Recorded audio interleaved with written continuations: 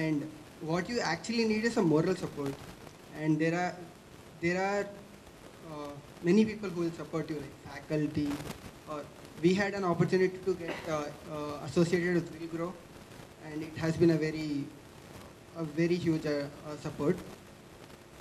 And being from biotechnology and technical company, I would say that we have certain setbacks through infrastructure, which you're saying there's lots of facilities coming up in research park or something. Uh, but apart from that, uh, I personally think having this ecosystem is a huge advantage. Okay, I'll just ask a couple more questions and then I'll turn it over to the audience. I want to pick up, Saravanan, on something you said, where you said more companies, there's a greater proportion of companies that are incubated that end up succeeding rather than the other way around. But there's also a little bit of a fear sometimes that incubators might mollycoddle you too much, right? Give you too much support that, as Anil says, when you cut the umbilical cord, right, you suddenly find yourself, drifting without proper anchoring. So where do you think the current IIT Madras ecosystem stands with regards to this issue? I mean, are we providing the right kind of support? Are we providing you too much, too little? And what are things that you think could be improved, right, based on your experiences over the last year or more within the IIT Madras entrepreneurship ecosystem? Right? We could start from Anil and then work our way downstream. I know, Anil, that you have several suggestions for improvement. No, honestly, I think it's too early for us to benchmark the incubation cell, because it's all come together very recently. So whether you are doing a good job or not, it's too early for me to tell. More of what else would you like to see? Except it's not just the incubation cells, the incubation ecosystem, is it robust enough? What else would you like to see? Things that have been pain points in the past. I think still a lot of the way we function is very person dependent. And I would like a lot of it to be more formalized so that we don't have to depend on particular people. And I know I saw a bunch of websites, and I'll have to go back and see what sort of documents are out there that we can actually access. But that has been a pain point earlier, where the information was just not available to us. Now I guess things are improving, so as I said, it will take a little bit of time before. But I think we're still a very person-dependent system. For me, I would rate the advantages more. So any system, like Indian startup system itself, is evolving. So it's so nice to see where India is today with respect to the startup system. It's trying to boom. Quite a lot of interesting risks are being made even in the capital investment. So having said that, I would rate whatever I'm being part of RTBI, the advantage is more. Of course, any system, any person has got, all of us have got areas of improvement. So if you like to me touch upon those based on my experience, what I would rate is, what is key should be a workflow system, which has a very clear, definition of what is all available to the entrepreneurs who come in, and how the whole process is going to look like, and what to expect, when to expect. So who are the stakeholders? What are the SLAs that needs to be there, so that when the entrepreneurs comes in, how effectively they are utilizing the opportunities that are available, because most of them may not even know what is available for them to experience. So that would be my key suggestion when it comes to any incubation system. I'm a couple of other incubation system also I've been working with, where I was also able to see that workflow system is something missing, because it's evolving, I would say. So that can be a top priority in when we want to build when you say what are the areas you can work on. And the second thing I would like to highlight is that the greatest advantage that I'm seeing today in the system is the mentorship program that recently got bootstrapped. So that can be made available over a period of time. And there is a system also that we are trying to put together, where what is the kind of mentorship happening, what is the feedback, what is the follow-up. That is a great system to put in place for all the incubators that is evolving now. If that comes in, that would be a great guiding light for all the budding entrepreneurs, because they can do the test on the opinions, on the guidance that they can have from their mentors. And as Mr. Srikanth was mentioning about the, say, introductions you need to have. So you can follow up where the introductions have gone, how it has happened, how it is translating. So there is a measurable impact that you can see what each of these business functions within the incubators is able to make a difference to the entrepreneurs, and whichever entity is making that difference, that can be given to all other entrepreneurs. I don't have a lot of suggestions right now, too early, but maybe it'd be nice to have something like a demo day where we pitch. That'll be good. I would like to see incubation cell evolving into a C5 where people can just walk in and have a better ecosystem, because already I could see that just 4 or 5 startups being in one place does help, because we do meet in the evenings when you are feeling down. Somebody else is going to pump up your energy to go on even more, and working late, and others there'll be company in terms of you can have a chat, go downstairs for a tea and so on. So I'd like to see a place where a shared office space does help. Maybe more space in the next phase of research park could accentuate this process. I won't talk about infrastructural development that's happening. I'm sure that it's a great advantage. What I would actually want to address is the psychological change or behavioral change that has to happen in students. If you see, seniors never talk to their juniors or even among themselves about starting up and all. And not many faculties encourage students about starting up. So I strongly believe that that is a change that should happen. You should see, come on, we are 5,000 students and the hall is not even filled up. Where are the 2%? So I think this side of focus where people once come to your doors, all the help that you're providing is great, but there is no support for them to come to that doors. As my friend suggested, that there is no platform for even existing entrepreneurs to come together and talk. I attended one of the seed workshops conducted by Wilgrow, and what I could see is, when you are alone and you think, okay, I might be doing some mistake here and there, but when you see all your other startups and you see their pains and their ups and downs, you sort of have that confidence that, okay, you are not alone, you are going forward.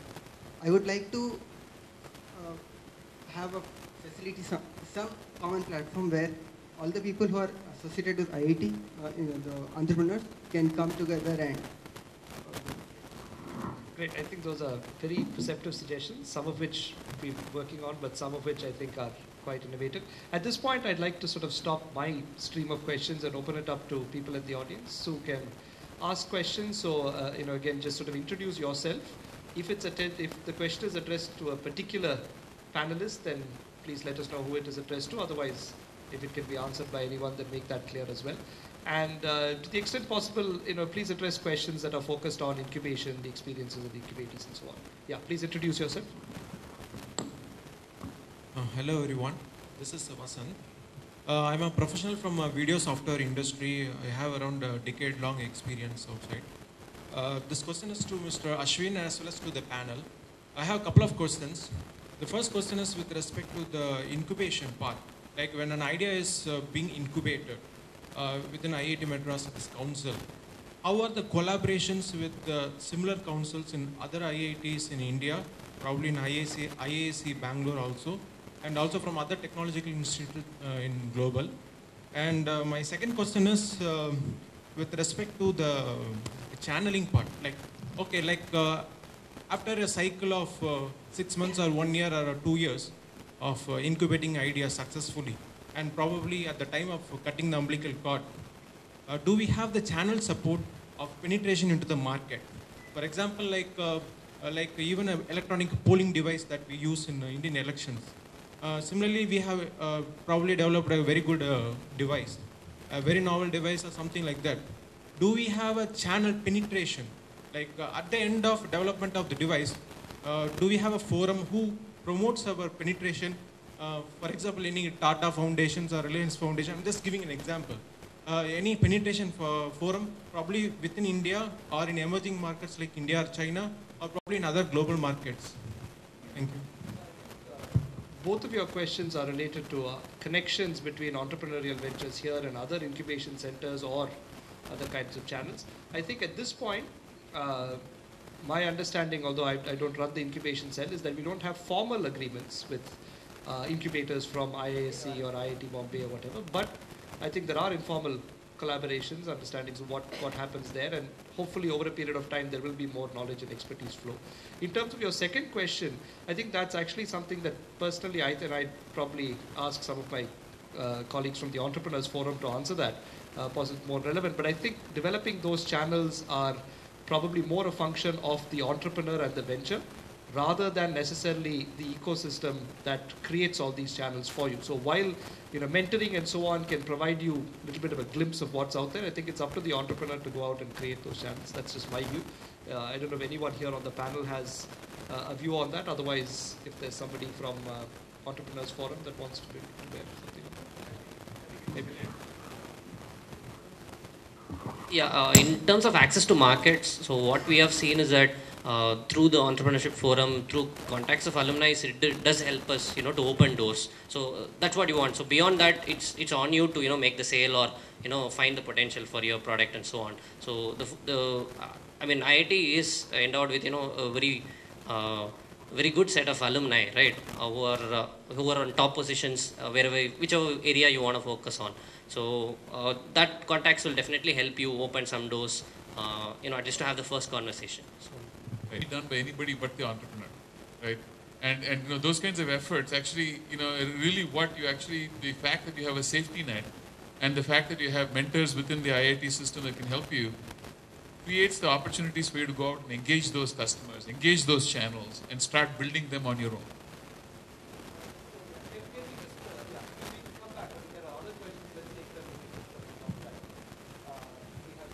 Yeah, can I just add something?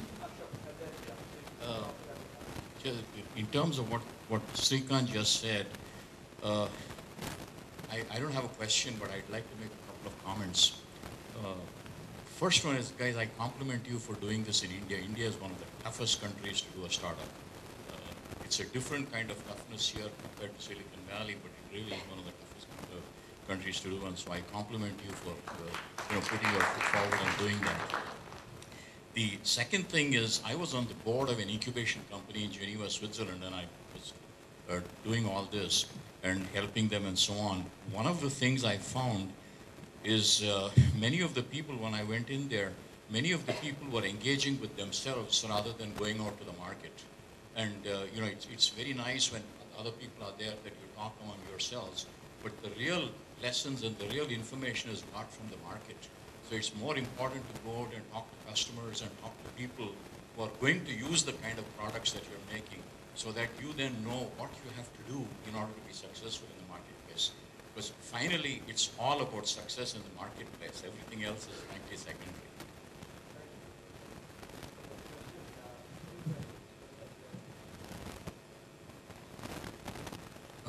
Well, myself Vishal Kumar Ranjan. I'm PhD student, sir. I have recently joined 1 year before, approximately. Sir, I understood that if you have any concept, if you have any plan, you can come with and discuss with some your panels and your in charge. Sir, I have one basic questions. Is there any specific minimum number of students are required to start up or to make a plan? First question was this. Oh, minimum is 1. Or is there, we can add some of my friend outside from the IIT? Okay. And my third question is there.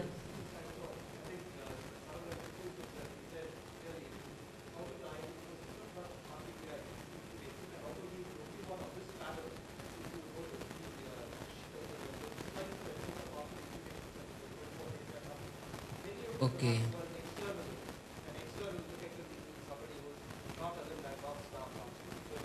And third question is, sir, suppose I'm doing some research work in my biotech department or somewhere else. In case I would like to set up or some plan I would like to go ahead, then how our guide is going to cooperate with me. I personally believe that nobody guide will allow to us to even to think or to start up anything. So in that case, how IIT administration will give some suggestion or some guideline to the guide also to encourage a student who have willing to do it. So you have two guides on this panel. I guide some students. Anil does. So Anil has something to say.